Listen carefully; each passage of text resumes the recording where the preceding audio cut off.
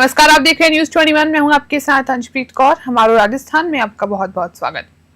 भीनमाल में अतिक्रमण हटाने के नाम पर गरीब परिवारों के घरों को तोड़े जाने के खिलाफ सैकड़ों लोगों ने मुख्यमंत्री के नाम अतिरिक्त जिला कलेक्टर को ज्ञापन सौंपा है। पूर्व विधायक पूराराम चौधरी ने इस दौरान कहा कि अगर भविष्य में ऐसी कोई कार्रवाई दोबारा होती है तो इसके लिए प्रशासन जिम्मेदार होगा और वह सरकार के खिलाफ भी धरने पर बैठ सकते हैं। लोगों ने यह भी आरोप लगाया कि हाईकोर्ट ने उन घरों पर स्टे लगाया था और कहा था कि वहां रहने वाले लोगों के खिलाफ कोई कार्रवाई ना की जाए।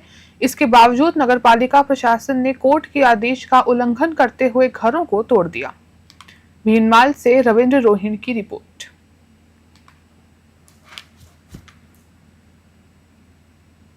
कल्याणपुर क्षेत्र के राजकीय उच्च माध्यमिक विद्यालय मूल की ढाणी में बच्चों के स्कूल की सफाई करवाई जाने का मामला सामने आया है। आरोप है कि स्कूल में चपरासी के सारे काम बच्चों से ही करवाए जाते हैं, जिससे उनकी पढ़ाई पर ध्यान नहीं दिया जा रहा है। शिक्षकों द्वारा मजदूरों को बुलाने के बजाय बच्चों से काम कराना एक गंभीर समस्या है। यह पहली बार नहीं हुआ है जब ऐसा मामला सामने आया है। इससे पहले भी इसी स्कूल ने बच्चों से घास खोदने और कचरा फेंकने जैसे काम करवाए जाने की बात सामने आ चुकी है।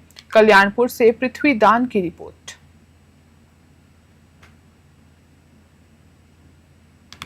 भारतीय स्टेट बैंक शाखा अजयपुरा ने ग्राम पंचायत कानपुरा के केंद्र और राज्य सरकार द्वारा संचालित विभिन्न बीमा योजनाओं पर जागरूकता बढ़ाने के लिए एक शिखर का आयोजन किया था।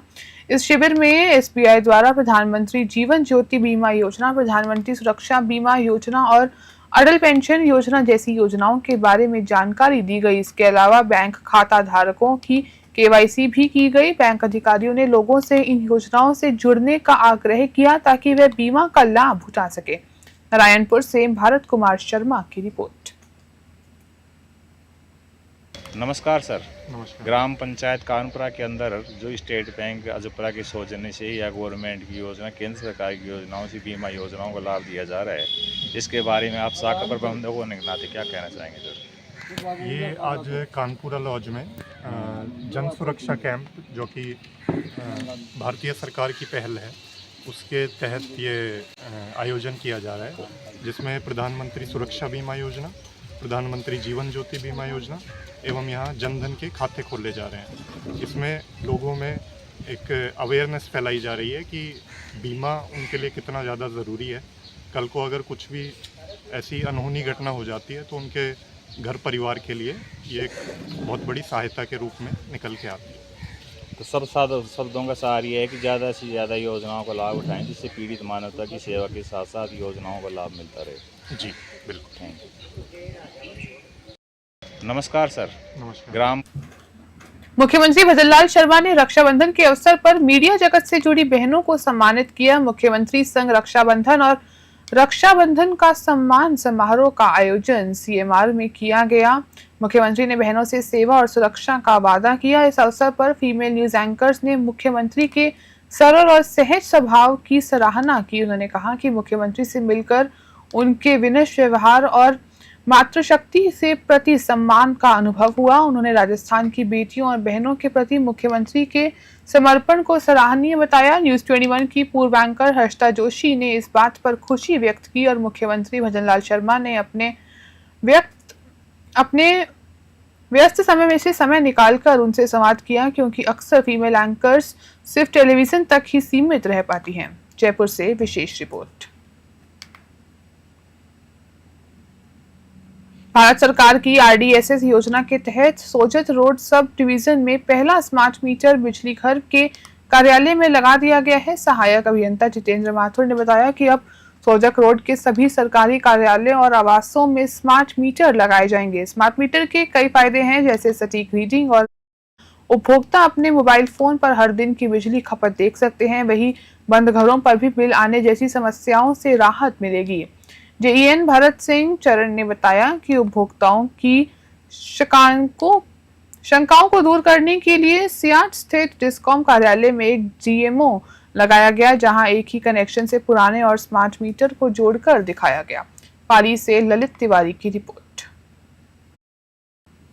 चित्तौड़गढ़ जिला कलेक्टर आलोक रंजन की अध्यक्षता में गुरुवार रात्रि को कपासन उपखंड की मुंगाना ग्राम पंचायत में रात्रि चौपाल का आयोजन किया गया। चौपाल का आयोजन सावलिया धाम मुंगाना मंदिर परिसर में हुआ, जिसमें विभिन्न विभागों के अधिकारी, जनप्रतिनिधि एवं बड़ी संख्या में ग्रामीण मौजूद रहे। रात्रि चौपाल में 35 फरियादी अपनी समस्याएं लेकर पहुंचे। अधिकांश मामलों का मौके पर ही निरीक्षण किया गया, जबकि शेष लंबित मामलों के त्वरित समाधान के लिए संबंधित विभागों के अधिकारियों को निर्देश दिए गए। ग्राम की छात्राओं ने जिला कलेक्टर आलोक रंजन की कलाई पर रक्षा सूत्र बांधकर उनका स्वागत किया। इस अवसर पर शिक्षा के क्षेत्र में उत्कृष्ट प्रदर्शन को प्रोत्साहित करने हेतु परीक्षा में श्रेष्ठ अंक प्राप्त करने वाले विद्यार्थियों, खेल गतिविधियों में उत्कृष्ट प्रदर्शन करने वाले खिलाड़ियों एवं स्कूल में सहयोग करने वाले भामाशाहों को प्रशस्ति पत्र और पुरस्कार प्रदान कर सम्मानित किया गया। चित्तौड़गढ़ से bureau report.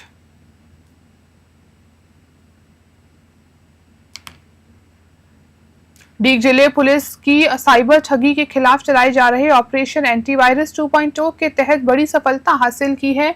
SP Om Prakash Meena के नेतृत्व में पुलिस ने पिछले 10 दिनों में 248 साइबर ठगों को गिरफ्तार किया है। एसपी ओम प्रकाश मीणा ने एक प्रेस वार्ता में बताया कि 27 जुलाई 2025 से शुरू हुए इस विशेष अभियान के दौरान पुलिस ने साइबर ठगी के विभिन्न मामलों में वंचित चल रहे अपराधियों को पकड़ा है। यह ठग ऑनलाइन धोखाधड़ी के कई तरीकों में शामिल थे। डीग से पंकज शर्मा की रिपोर्ट।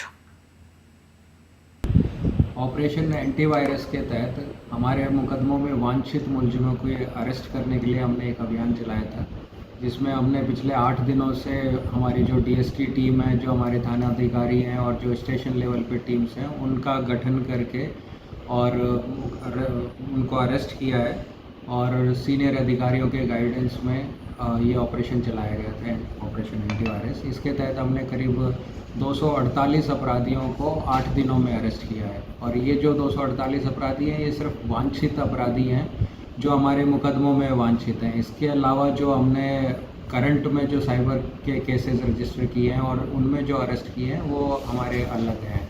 ये सिर्फ मुकदमों में वांछित है। इसके साथ में जो सामग्री जब्त हुई है केस से रिलेटेड, उसमें साइबर ठगी में प्रयुक्त मोबाइलों की संख्या 104 है।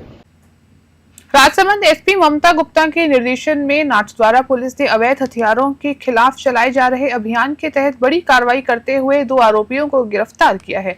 पुलिस उनके कब्जे में से 2 देशी पिस्टल, 1 जिंदा कारतूस और 1 कार जब्त की है। थानाधिकारी कमलेंद्र सिंह के नेतृत्व में पुलिस टीम 7 अगस्त 2025 की शाम को लाखेलाई चौराहे पर गश्त कर रही थी। इसी दौरान एक काले रंग की बिना नंबर वाली होंडा स्क्वाड कार आती दिखी। पुलिस को देखकर कार चालक भागने की कोशिश करने लगा, लेकिन पुलिस ने घेराबंदी करके उसे रोक लिया। तलाशी लेने पर कार में सवार 2 लोग के पास से ये हथियार बरामद हुए। नाथद्वारा से ब्यूरो रिपोर्ट। हनुमानगढ़ जिले के नोहर क्षेत्र में भारतीय किसान संघ तहसील शाखा खुइया की मासिक बैठक तहसील अध्यक्ष मेघराज शर्मा की अध्यक्षता में संपन्न हुई। इस बैठक में पशुपालन सुरक्षा बीमा खेती किसानी संगठन के बारे में विस्तार से चर्चा की गई। सिरंसर, सूरजनगर, जबरासर, मंदरपुर, देवसर और खैया ग्राम समितियों के अध्यक्षों ने सर्वसम्मति से प्रस्ताव पारित कर उप तहसीलदार हनुमान सिंह पुनिया को उपखंड अधिकारी नोहर के नाम ज्ञापन सौंपा। ज्ञापन में मांग की गई कि खुइयों में मूंग, मूंगफली और बाजरे की सरकारी खरीद न्यूनतम समर्थन मूल्य पर पहले से स्वक्रिय केंद्रों पर शुरू की जाए। साथ ही रबी सीजन के लिए अनुदायिक बीज जैसे चना, सरसों, गेहूं, जौ आदि और अन्य पर वितरण किया जाए। साथ ही मुख्य बस स्टैंड पर लगे बिजली विभाग के ट्रांसफार्मर को दूसरी जगह स्थानांतरण किया जाए। नौहर से सेठी गोदारा की रिपोर्ट।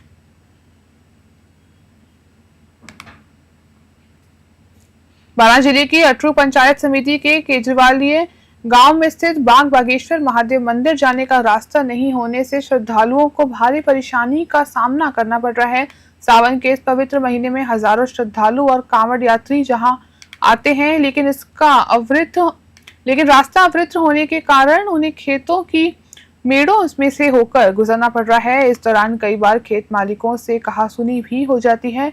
इस समस्या को लेकर राजस्थान प्रदेश युवा कांग्रेस के प्रदेश सचिव गिरिराज धाकड़ के नेतृत्व में ग्रामीणों ने शुक्रवार को अटरू के कार्यवाहक उपखंड अधिकारी मंजूर अली दीवान को ज्ञापन सौंपा। ज्ञापन में बताया गया कि बाग बागेश्वर महादेव का विग्रह उज्जैन के महाकाल के समकालीन माना जाता है, इसलिए यहाँ बड़ी संख्या में लोग रुद्राभिषेक करने आते हैं। ज्ञापन पर संज्ञान लेते हुए उपखंड अधिकारी ने पटवारी को तुरंत रास्ते की पैमाइश कर रास्ता खुलवाने के निर्देश दिए हैं। ज्ञापन देने वालों में गिरिराज धाकड़ के साथ पूर्व नगर अध्यक्ष गेजेंद्र और कई अन्य ग्रामीण भी शामिल थे। अटरू से प्रदीप शर्मा की रिपोर्ट। बीकानेर जिले के लूणकरणसर के सहजनगर गांव में असामाजिक तत्वों के एक शर्मनाक हरकत को अंजाम दिया है। यहां 35 लाख रुपए की लागत से बने खेल मैदान की उद्घाटन पट्टिका को तोड़ दिया गया है। यह पट्टिका मंत्री सुमित गुडारा द्वारा लगाई गई थी। मंत्री समर्थक सरपंच आशी देवी चौहान ने बताया कि अज्ञात लोगों ने इस घटना को अंजाम दिया है। सूचना मिलने पर पुलिस मौके पर पहुंची और जांच शुरू कर दी है। इसके अलावा खेल मैदान में लगे कुछ उपकरणों को भी नुकसान पहुंचाया गया है। इस घटना को लेकर सवाल उठ रहे हैं कि क्या कोई राजनीतिक साजिश है, क्योंकि हाल ही के दिनों में मंत्री सुमित गुडारा ने कोई सराहनीय कार्य किए हैं। सरपंच प्रतिनिधि के पुत्र राजू चौहान ने कहा कि यह एक शांतिप्रिय गांव है और उन्हें नहीं लगता कि गांव के लोगों ने यह काम किया होगा।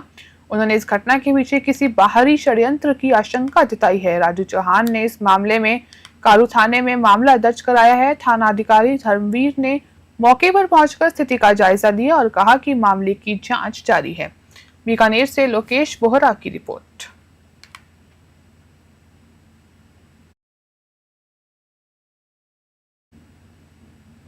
हमारे राजस्थान में फिलहाल के लिए इतना ही। आप देखते रहिए न्यूज़ 21।